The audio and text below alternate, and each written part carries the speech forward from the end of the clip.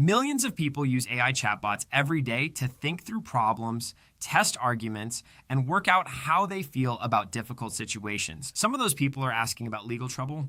A federal judge just made clear what happens when they do. In February 2026, U.S. District Judge Jed Rakoff of the Southern District of New York issued what legal observers are describing as the first ruling of its kind in the United States. AI chatbot conversations are not protected by attorney-client privilege, and they can be seized and used as evidence in both criminal and civil proceedings. The case is United States versus Heppner. Bradley Heppner is the former chairman of GOG Holdings, a publicly traded financial services company that went bankrupt, and the founder of an alternative asset firm called Beneficent.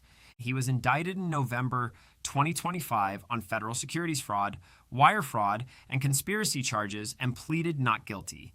Between the point when Heppner understood he was under investigation and his arrest, he logged into a consumer-facing version of Anthropic's Claude and generated 31 documents outlining his understanding of the case, the government's investigation, and his potential legal exposure. His defense team argued those documents should be protected, claiming they contained details related to his legal strategy that were later shared with his attorneys. Judge Rakoff ordered all 31 documents handed over to prosecutors. His reasoning was direct and has three parts that anyone who uses AI for anything sensitive needs to understand. The first, an AI chatbot is not an attorney, and the legal protection of attorney-client privilege requires a human relationship with a licensed professional who has fiduciary obligations to their client. Judge Rakoff wrote that no attorney-client relationship exists or could exist between an AI user and a platform such as Claude. The second, Anthropic's own privacy policy, which is publicly available, explicitly states that the company can share user data with third parties, including government authorities, which means Heppner had no reasonable expectation of privacy in those conversations, regardless of how private they felt. The third, the fact that Heppner intended to share the AI-generated documents with his lawyers afterward did not retroactively make them privileged, because non-privileged communications do not become privileged simply by being passed to an attorney later. The jury selection in the Heppner trial began on April 21st, 2026. That jury is now going to see something no American jury has seen before: a defendant's internal reasoning generated in a chatbot window, reproduced verbatim as evidence. The ruling has sent a wave through the legal community. More than a dozen major U.S. law firms have published client advisories warning that AI conversations can be demanded as evidence in both criminal and civil cases, and lawyers from firms including Cobre and Kim, Debevoise and Plimpton, and Molo Lamkan have been publicly telling clients to treat AI tools with the same caution they would apply to email or social media. The warning from Cobre and Kim was blunt. We are telling our clients you should proceed with caution here.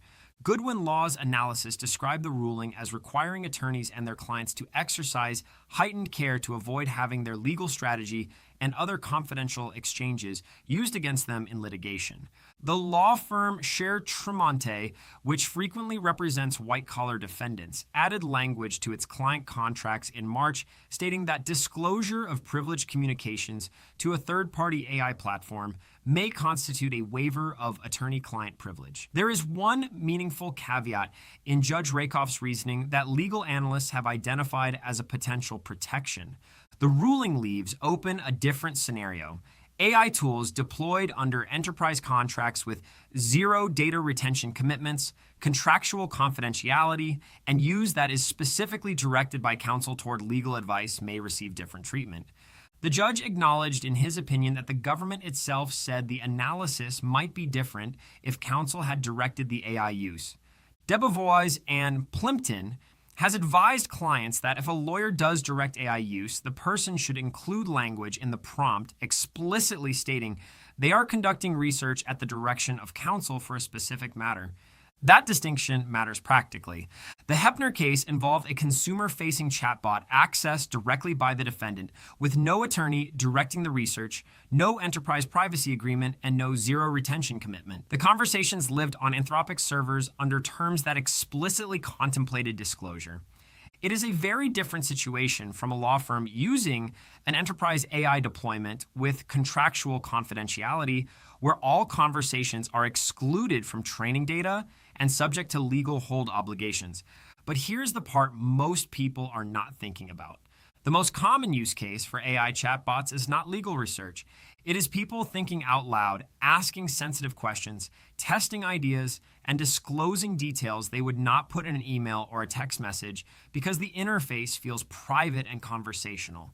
Divorce proceedings, employment disputes, financial negotiations, business conflicts. In all of these situations, what someone types into a chatbot to process their thinking could become discoverable material in civil litigation, and prosecutors in criminal cases can subpoena platform records or seize devices during investigations. The platforms themselves confirm this. Both OpenAI and Anthropic's privacy policies explicitly state that user data can be shared with third parties and government authorities, and that users should not expect privacy in their chatbot inputs. The legal framework for AI conversations is still being built in real time. On the same day as Rakoff's ruling, a magistrate judge in Michigan reached a different conclusion in a separate case, treating a self-represented litigant's ChatGPT conversations about her employment claims as protected work product, reasoning that AI programs are tools rather than persons. Two rulings, same day, different outcomes. The law on this question is not settled, and more rulings from more jurisdictions will continue to shape it over the next few years. What is settled based on the Heppner ruling is that anyone who treats a consumer AI chatbot as a confidential space to think through legal trouble is operating under an assumption the law does not currently support. And at least one prominent federal judge has put that in writing. The practical guidance from lawyers across the country is consistent. Treat AI chatbots the way you treat email. Assume anything you type could eventually be read by someone else. And for anything with real legal stakes, talk to an actual attorney whose confidentiality obligations are enforceable by a bar association rather than a terms of service document. If this ruling changed how you think about what you share with AI, subscribe and leave a comment below about whether you knew this before today, because I want to know how many people actually read those privacy policies.